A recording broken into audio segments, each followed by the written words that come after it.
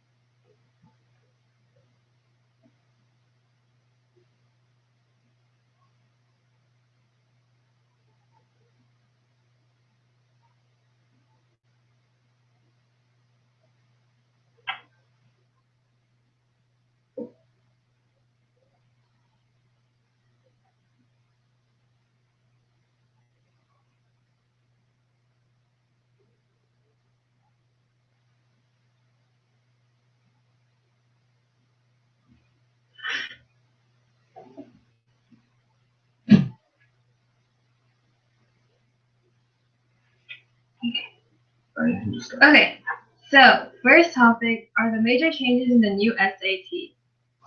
Now in the reading section, all of the questions are passage-based, meaning there are no more sentence completion questions to worry about. So there won't be questions like Jamie blank, something something, and then blank, with really obscure vocabulary words. And then, oh wait, the types of subjects each passage covers are the same in all tests. So in the new critical reading section, there will be one passage dealing with US and world literature, two passages dealing with history and social studies, and two passages dealing with science. In the science passages, there will be data interpretation questions. So you will have to analyze charts and graphs and determine if the chart information presented in the charts and graphs are correlated or correct in the passage given. These are really similar questions to the questions in ACT science passages.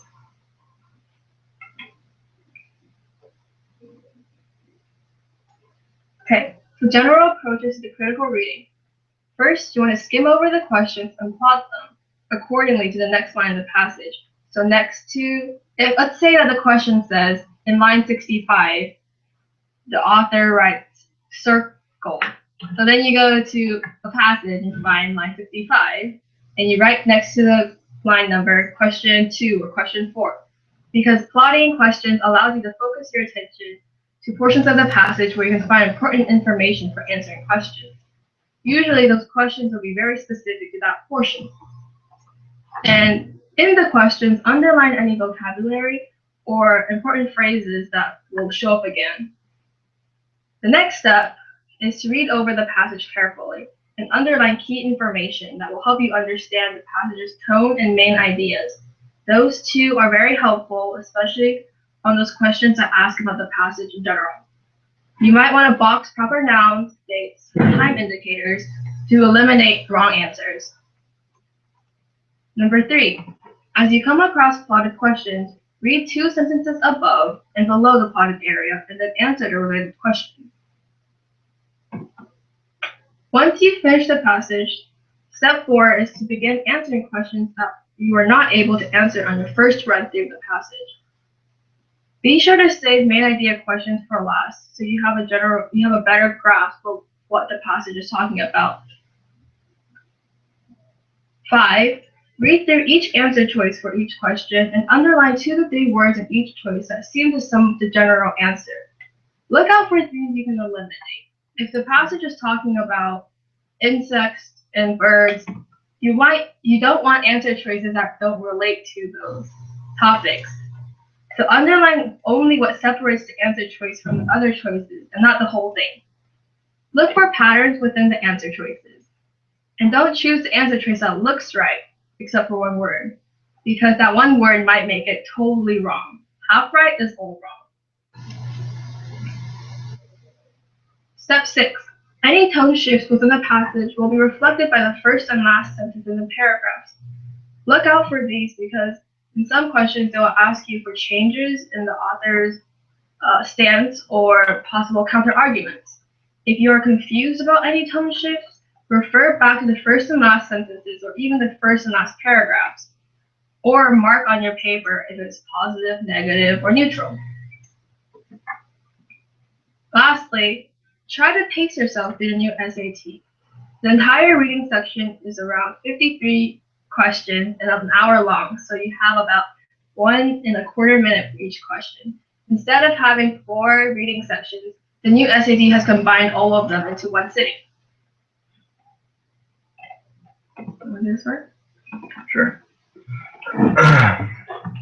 So let's move on to question and answering tips. Read the entirety of each answer choice. Answer choices must be 100% correct to be the right answer, and again, even if it is half true, the rest of it isn't. It's still incorrect. Look for words in answer choices that make it much more likely to be incorrect. These include absolute language, all, never, every, none, only, must, or etc. Also look out for extreme language, which would be derision, defile, euphoric, global, veneration, disparage, etc. And also look out for intensifying language, to, more, extremely, seldom, most, or other very intense language. These are usually wrong because the SAT likes to emphasize some stuff in the answer choice, and emphasizing something in the answer choice makes it wrong sometimes. Watch out for correct information that doesn't answer that particular question. Make sure the answer choice only pertains to the section of the passage that the question specifies.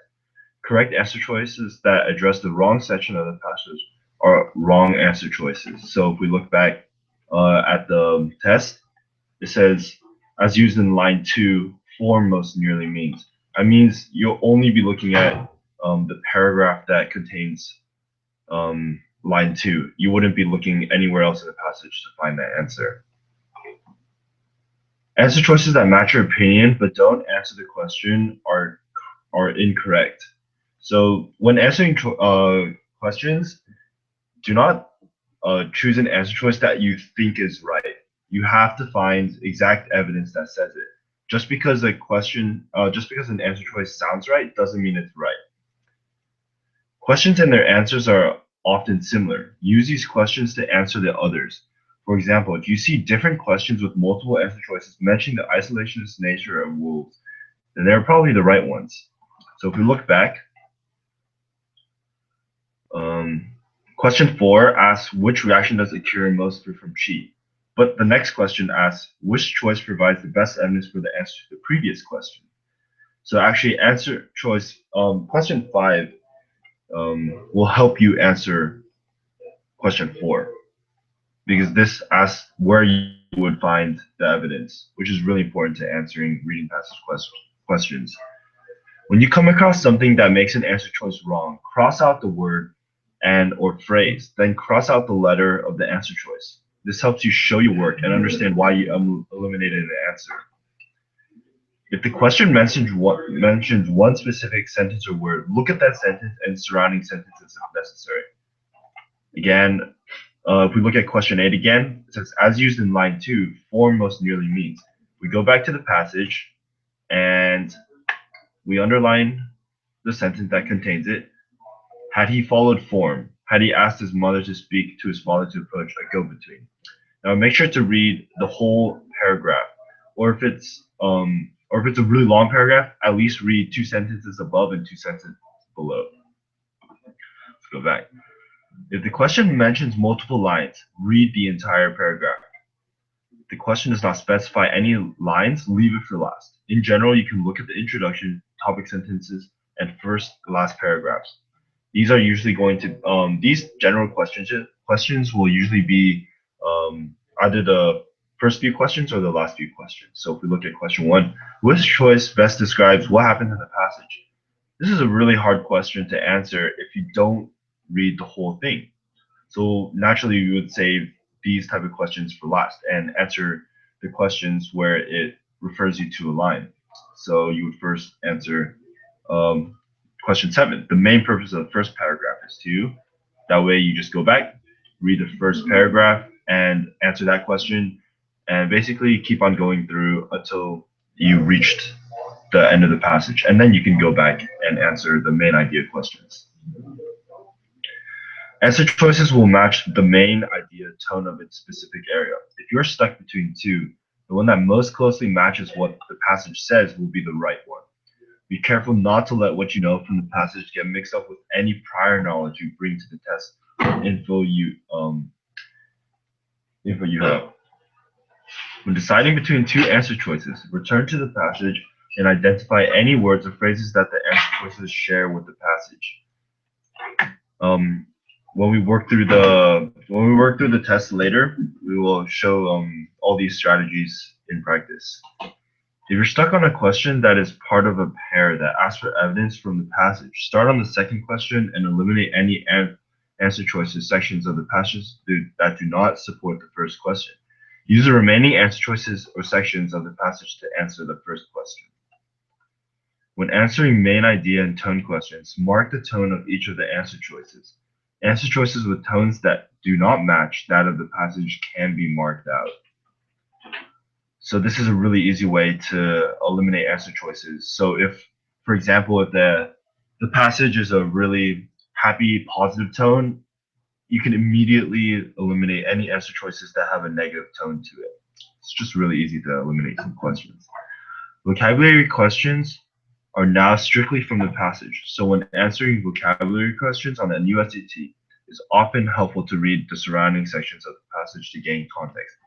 Again, we showed that when we were trying to look through question 8. Now, the special case is the double long passages. An example of a double long passage is right here. So there's a passage 1 and passage 2, and you use both of these passages to answer the questions below. So plot the questions in both questions as before, as we mentioned before. Also mark which passage each question deals with, passage 1, passage 2, or both. So this only refers to passage 1. So go in and plot the question, and then this only refers to passage 2, and this requires information on both passages. You always leave the question that asks for both passages for last.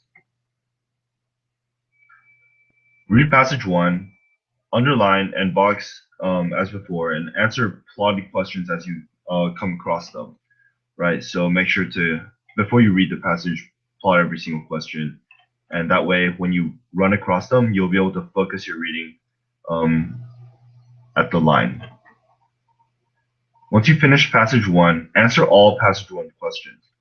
Underline keywords and eliminate answer choices as before. So basically, the strategies that go for single long passages work for double long passages. Before you begin passage 2, look at the answer choices of the both questions. Even without reading passage 2, you can sometimes eliminate answer choices just from what you know from passage 1. Now read passage 2 and answer its related questions. Finish any both questions left. Remember, this strategy says eliminate answer choices, based on what you know from passage 1, but try not to answer these questions until you've read passage 2. For about every 9 reading questions, you'll have about approximately 11 minutes to complete them. So when you're going through the SAT, make sure you're looking at the clock. It would be really bad if you run out of time at the end. Tip. For the new SAT, there's no guessing penalty. Never leave any questions blank. So if you do run out of time and you have about 10 questions left, circle your favorite letter, your lucky letter, and hopefully you'll hit some right answers.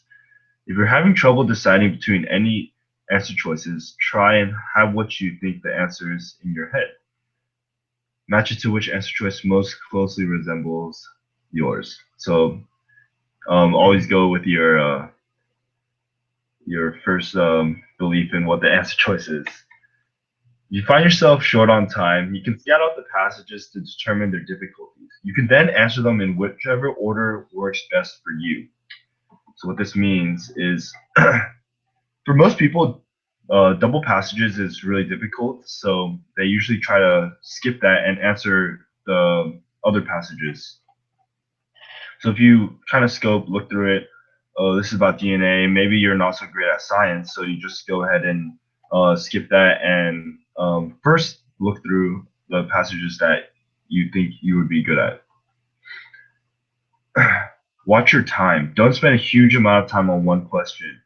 You can flag the question that's giving you trouble and return to it at the end when you finish everything you do know how to do. This strategy is really important because this makes sure that you answer the questions that you know how to answer and not happen to skip the question because you don't have time.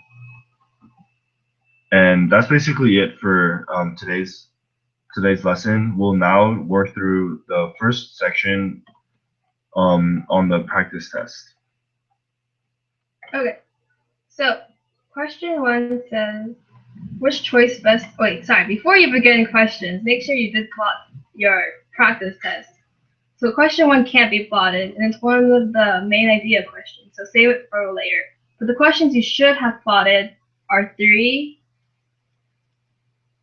8,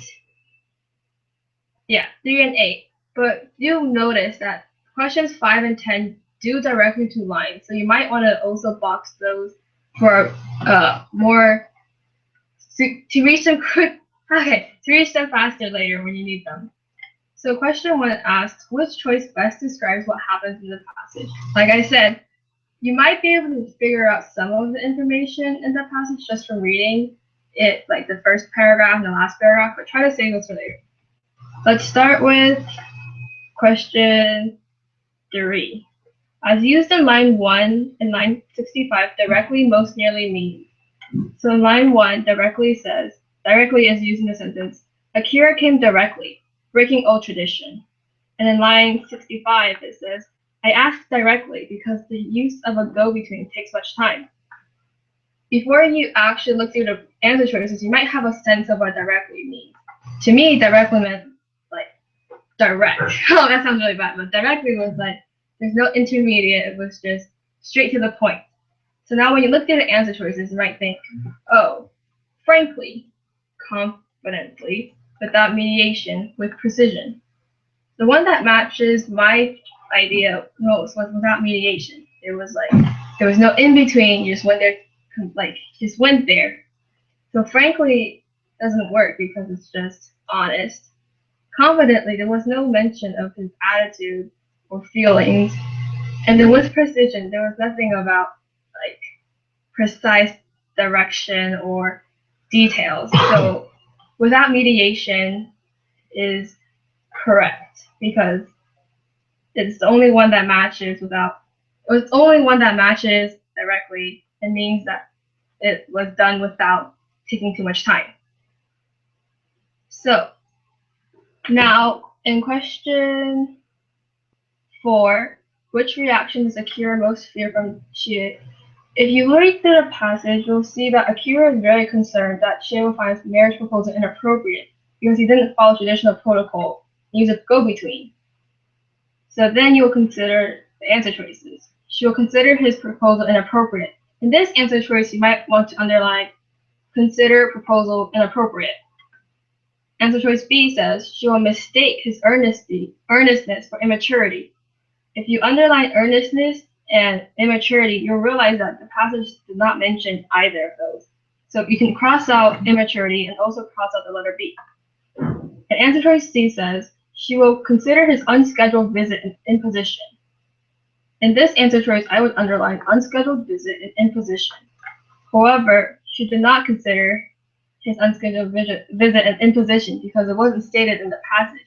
While you may think C is the right answer, it is not. Don't make the mistake of choosing your opinion over what the passage actually says. And the letter D is incorrect because there's no evidence in the passage that Akira worries that Chie will underestimate the sincerity of his emotions. So you cross out underestimate sincerity and emotion, which leaves us with answer choice A, which is the correct answer. Question 5 is related directly to question 4.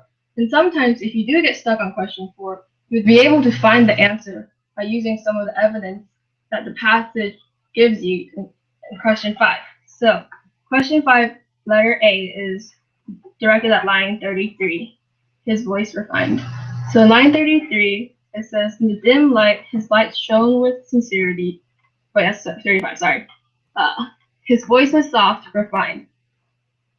Choice A doesn't provide the evidence that you need to prove that Akira fears that Chie will find his proposal inappropriate. So answer choice A is incorrect. In answer choice B, line 49 to 51, you mind. It says, you know how children speak so earnestly, so hurriedly, so endearingly about things that have no importance in adults' mind. It is incorrect because those reflect Chie's perspective, not Akira's. Notice that in question 4, it does ask what reaction does Akira fear most from Chie, not what Chie thinks. So letter C is line 63 to 64, and it says, where is it? Please don't judge my candidacy by the unseemliness of this proposal. In this line, you'll notice that it is what Chie is hoping and / fearing from Chie. Like Akira is thinking and what he fears from Chie. So we can keep this answer for now because so far it is correct. And then answer choice D is incorrect, line 71 to 72, because it only indicates that Akira was speaking in an eager and forthright manner and doesn't mention any fear or yeah. Okay. Sorry. So now we can move on to question 6. In question 6, the question is, in the passage, Akira addresses Chie with A, affection but not genuine love, B, objectivity but not complete impartiality, C, amusement but not mocking disparagement, and D, respect but not utter deference. In these answer choices, you notice that all of them could have the words but not. So these words are usually a pair and have some sort of relationship. So in answer choice A, I would underline affection, not genuine love, objectivity, not impartiality, amusement, not disparagement, respect, not deference. So letter choice A is incorrect because Akira conveys respect to Chie, but there is no evidence that he feels affection for her. Make sure, once again, that you don't choose the answer choice that sounds correct, but the answer choice that the passage actually supports. Choice B is incorrect because neither objectivity nor impartiality accurately describes how Akira addresses Chie. Choice C is incorrect because Akira conveys respect and takes a conversation seriously, which leaves us with choice D because Akira clearly treats Chie with respect. Now, answer choice 7 is another main purpose question, so we can leave it for later. And then question 8 is, as used in line 2, form most nearly means. So in line 2, it says, had he followed form, had he asked his mother to go speak to his father to approach a go-between, would Chie have been more receptive? In this case, form to me was the word nature. Custom? Oh shoot, yes. Oh sorry. 4 was to me like traditions. It was like a rule set. It was like how do you follow the set guidelines? So then the word choice that matches guidelines the most would be custom. There is no mention of appearance, structure, or nature in the line. So letter B is the correct answer for number 8. And then we can go on to number 9. Why does Akira say that his meeting with Chie is a matter of urgency? Line 32. So in line 32, he says, forgive my disruption, but I come with a matter of urgency. And then if you read through the passage, you'll realize that answer choice A is incorrect because there's no evidence that he is worried that his parents won't approve of Naomi. Answer choice B is incorrect because he has an understanding with Naomi. And letter choice D is incorrect because while he knows that Chie is unaware of his feelings, this is not what he's referring to when he mentions a matter of urgency. And then since question 10 is related to question 9, we can see that if we look through all of the lines they direct us to, choice B is the best answer. Okay, now we can go back to question 1, 2, and 7, which we saved for last. So question 1 is which choice best describes what happens in the passage? From reading the question, we realize that it is B, one character, which would be Chie, receives a surprising request from another character, which is Akira. Because there's no argument, which is another choice A. There's more than one character, which is why letter C is wrong. And there was no criticizing in letter choice D. In question 2, we see which choice best describes the developmental pattern of the passage. So there was no careful analysis of a traditional practice, there was no definitive response to a series of questions, and there was no cheerful recounting, and it wasn't amusing. So that leaves us with answer choice B, a detailed depiction of a meaningful encounter between Akira and Chie. Last but not least, number 7. The main purpose of the first paragraph was like setting up the scene, and you'll see that answer choice A is incorrect because there was no mention of culture, and it wasn't criticizing a tradition or suggesting or questioning a suggestion, which leaves us with answer choice D, analyzing a reaction. So we just went through all of the first passage. So now we're going to try through another passage. So using the same strategies as we taught in the lesson, let's go to the questions first. Question 11. The authors most likely use examples in lines 1 through 9 of the passage. Every ellipses showers to highlight them. All right, let's go back to lines 1 and 9.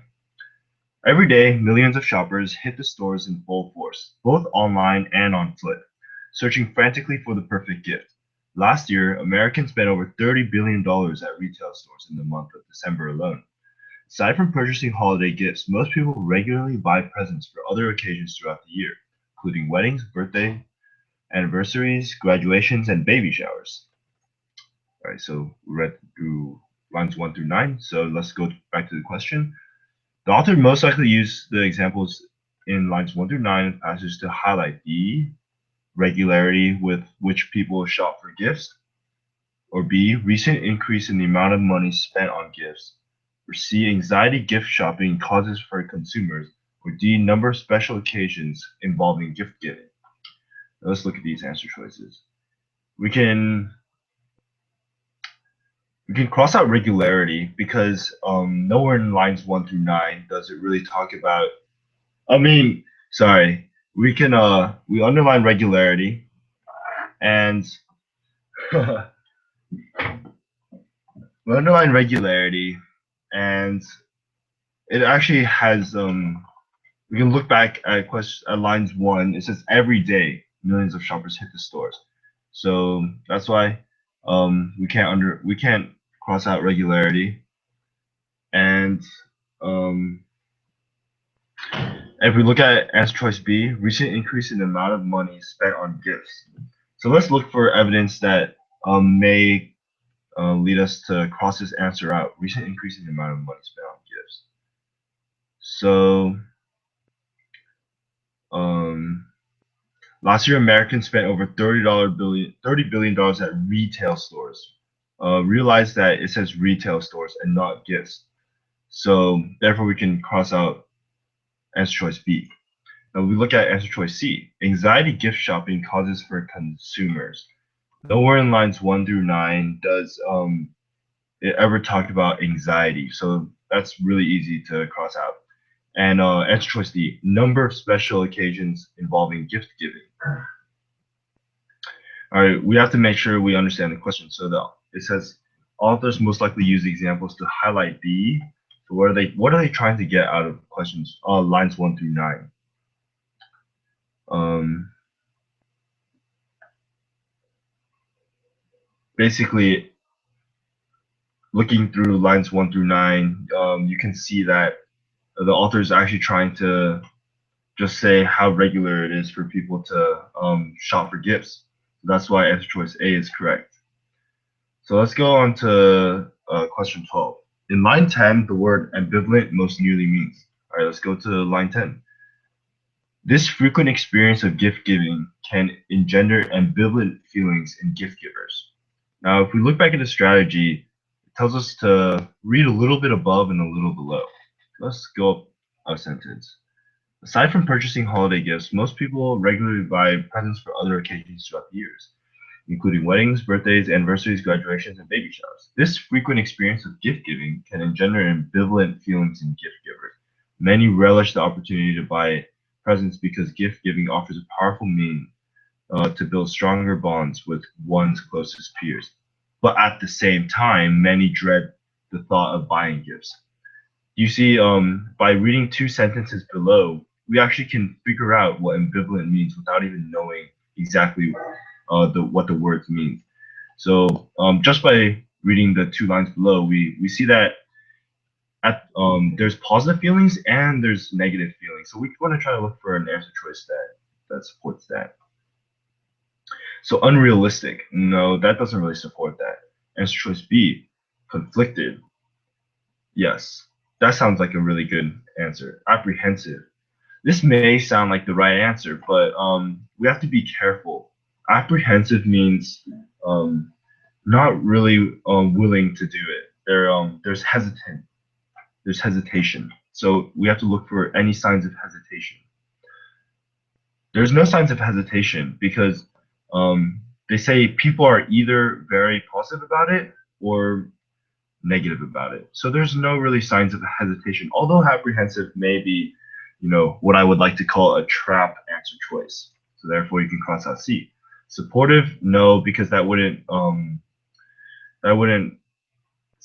include the people that had negative feelings about gift giving. So therefore answer choice B, conflicted, is the best answer choice.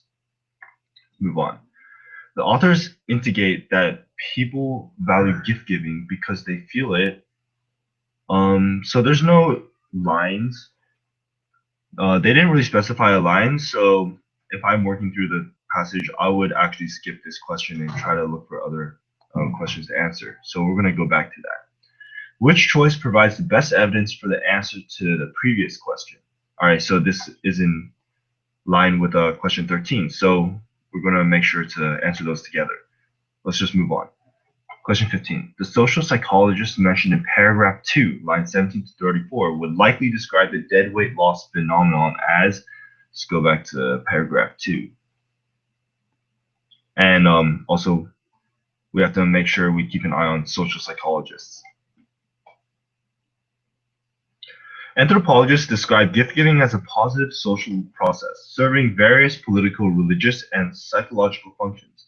Economists, however, offer a less favorable view. According to a name, 1993, gift-giving represents an objective waste of resources. People buy gifts that recipients would not choose to buy on their own, or at least not spend as much money to purchase. A phenomenon referred to as the deadweight loss of Christmas.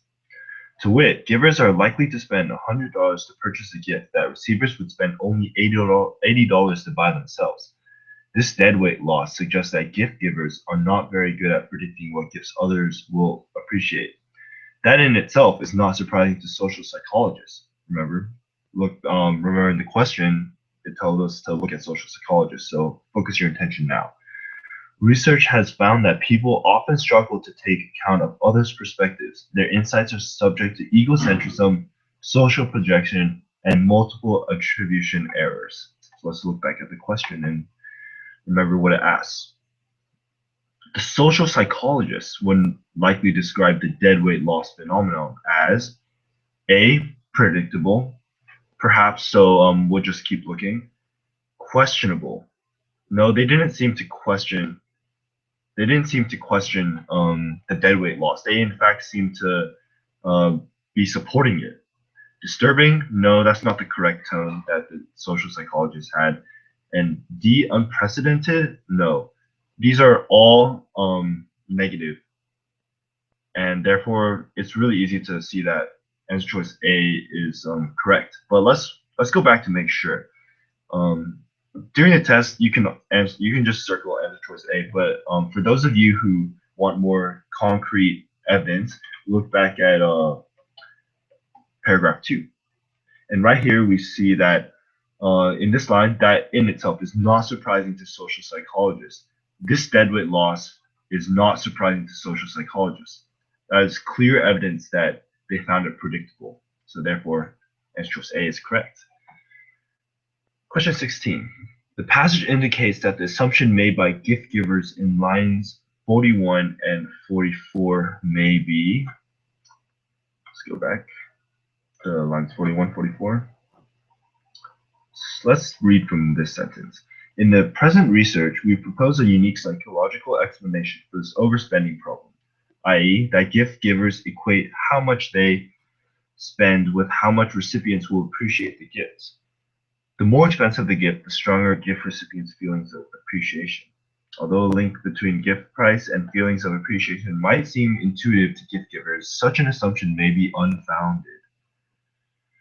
It's not a very positive tone to gift giving. So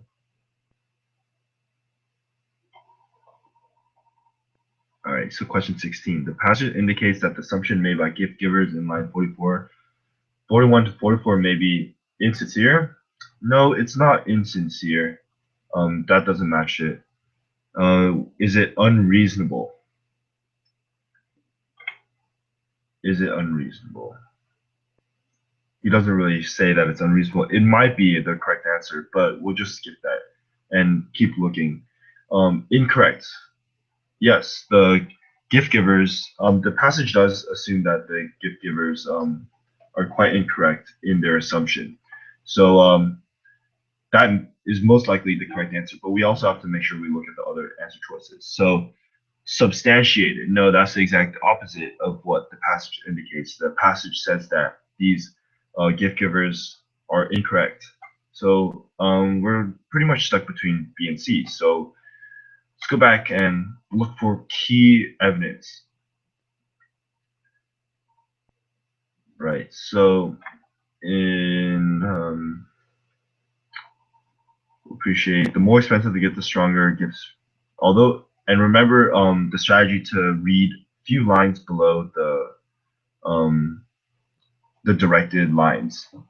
It may contain the answer, so we read through this. Although a link between gift price and feelings of appreciation might seem intuitive to gift givers, such an assumption may be unfounded. Right here, that's our evidence to what the answer choice is. Unfounded means incorrect. So therefore, answer choice C is right. Again, I'd like to point out that unreasonable may sound like the correct answer. You have to look back at the passage and find concrete evidence.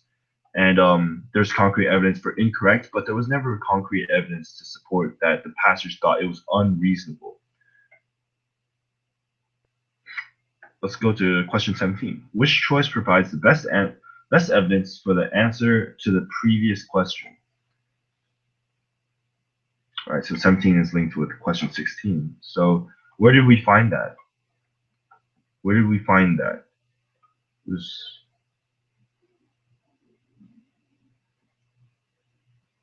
found that line 47.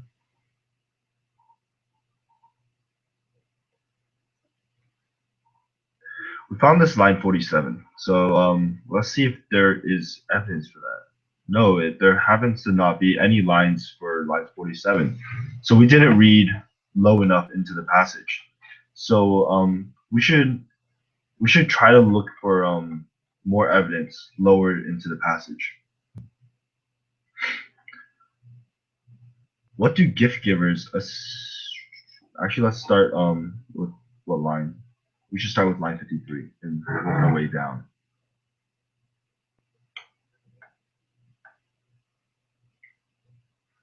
Perhaps givers believe that bigger, more expensive gifts convey stronger signals of thoughtfulness and consideration. According to Kammerer and others, gift giving represents a symbolic ritual whereby gift givers attempt to signal their positive attitude towards the intended recipient and their willingness to invest resources in a future relationship. In this sense, gift givers may be motivated to spend more money on a gift in order to send a stronger signal to their intended recipient. As for gift recipients, they may not construe smaller and larger gifts as representing smaller or larger signals of thoughtfulness and consideration. The notion of gift givers and gift recipients being unable to account for the other party's perspective seems puzzling because people slip in and out of these roles every day, and in some cases multiple times in the course of the same day. Yet despite the extensive experience that people have as both givers and receivers, they often struggle to transfer information gained from one role and apply it in another. Let's look back.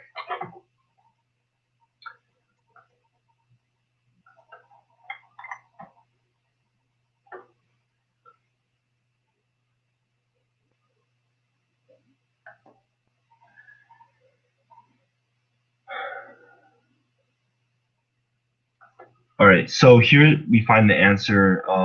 This is evidence. As for gift recipients, they may not construe smaller and larger gifts as representing smaller and larger signals of thoughtfulness and consideration. So this is direct evidence to the to what the passage thinks of the assumption made by gift givers. And if you forgot the assumption already, the assumption is that gift givers think that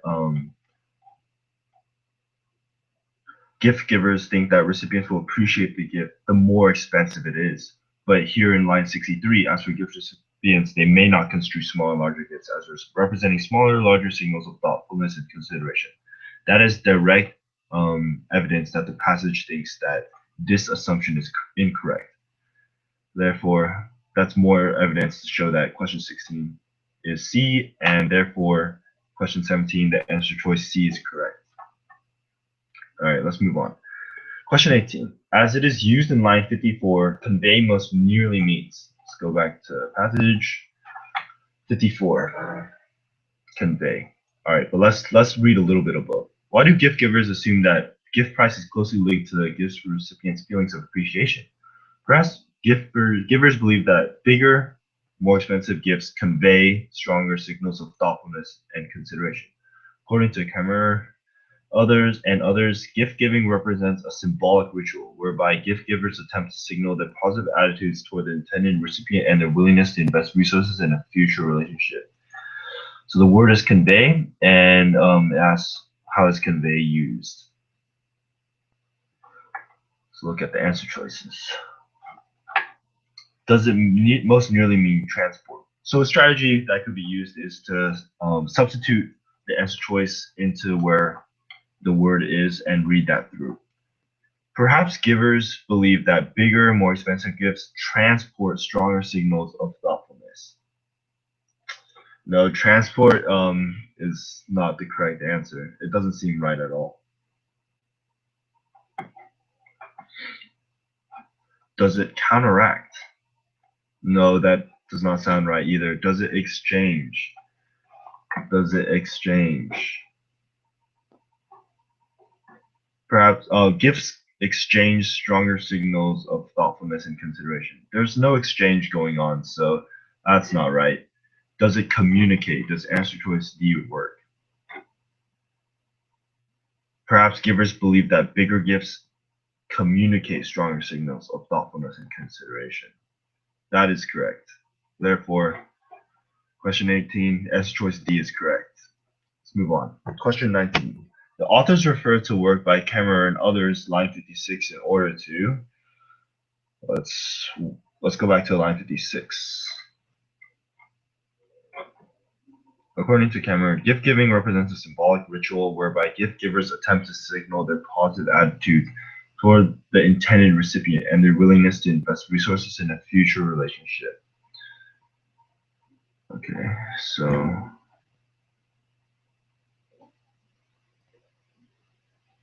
what is the author trying to do by saying that? Is he trying to offer an explanation? Well, yes, that sounds quite correct. They're explaining what the gift giver is trying to do and what gift givers are thinking. So answer choice A seems to be correct, but let's not get ahead of ourselves and make sure to read the next answer choices.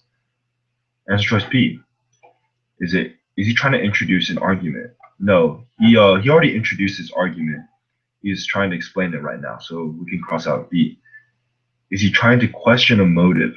No, he's not questioning any motive there. Is he trying to support a conclusion?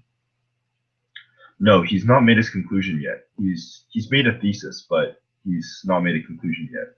So you can easily just eliminate all of these answer choices, and therefore answer choice A is correct. Let's move on to question 20. The graph following the passage offers evidence that gift givers base their predictions of how much a gift will be appreciated on. Let's look at the graph. So the giver,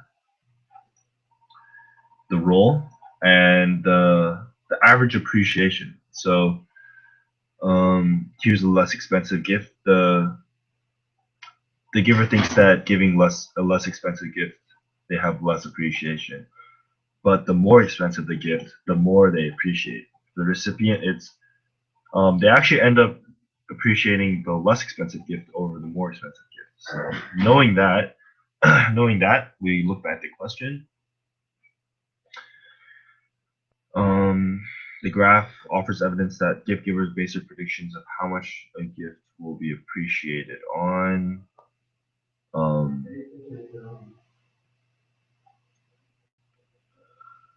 Is it answer choice A, the appreciation level of the gift recipients? Here we clearly see there's no correlation based on that. Is it the B, the monetary value of the gift?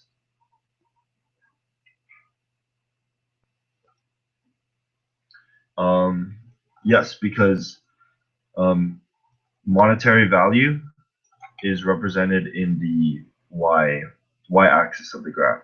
I mean, no, is represented here, either less expensive or more expensive. But let's read the other answer choices. C, their own desires for the gifts they purchase. No, in the graph there's no indication of their desire. Or is it D, the relationship with the gift recipients? That's there's no evidence that shows that they have a relationship at all. So answer choice B is correct. I just did number 21. Okay. So in question 21, the question is, the authors would likely attribute the differences in the gift giver and recipient mean appreciation as represented in the graph to A, an inability to shift perspective, B, an increasingly materialistic culture, C, a growing opposition to gift giving, or D, a misunderstanding of intentions. So once again, we have to look back at the graph. So in the graph, we see that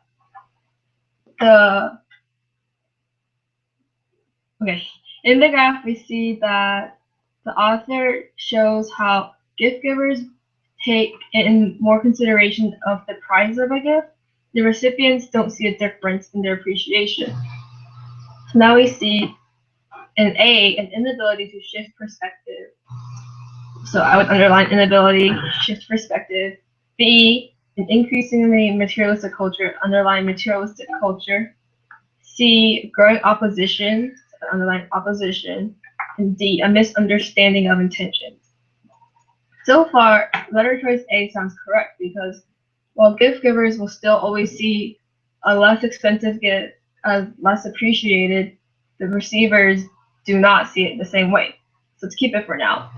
And as for B, an increasing materialistic culture, there is no indication that the culture is materialistic, and then which makes it wrong. And then in letter choice C, growing opposition, there was no mentioning of opposition or anything growing, so letter C is wrong. And D, a misunderstanding of intentions. Well, it sounds like D is correct because it's intentions and misunderstandings between the givers and receivers is still incorrect because the passage emphasizes that gift givers and gift recipients fail to understand, but that there is no failure of intentions. So that makes letter choice A the best answer.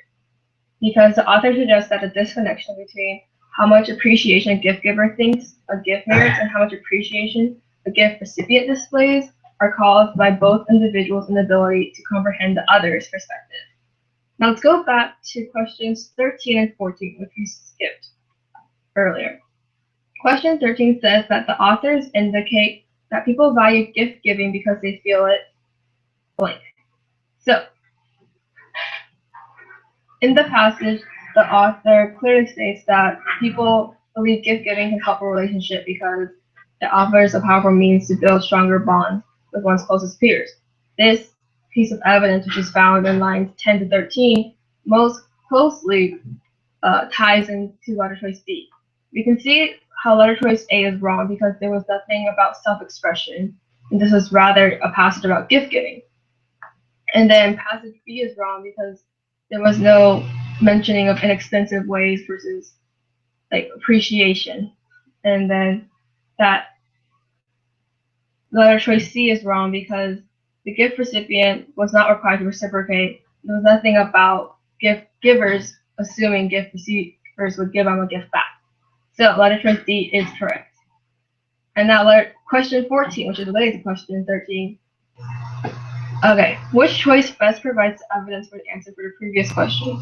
We can now look at lines 10 through 13 and see that it says, many relish the opportunity to buy presents because gift giving offers gift giving offers a powerful means to build stronger bonds with one's closest peers. That sounds fairly correct, but let's keep it for now. Letter choice B says lines 22 to 23. People buy gifts that recipients would not choose to buy on their own, or at least not spend as much money to purchase. So, letter choice B does not provide the same type of evidence we were looking for in question 13. Letter choice C says lines 31 to 32, research perspectives. Research has found that people often struggle to take account of others' perspectives. While this does sound correct, remember that our answer choice for question 13 was about strengthening relationships. So letter choice C is incorrect. And the last one, letter choice D, lines 44 to 47, although unfounded. Although a link between gift price and feelings of appreciation might seem intuitive to gift givers, such an assumption may be unfounded. Once again, this doesn't serve to strengthen the relationship. So we can see that letter choice A is correct because in lines 10 to 13, we read that many people relish the opportunity because it builds stronger bonds with one's closest peers, which most closely relates to letter choice D and 13. So letter choice A and 14 is correct. Okay. Right. So, right. So that concludes our lesson for today. We worked through 2 sections, and I hope you learned something today. And if you came in late, there's going to be another lesson starting at 7. So, bye, guys.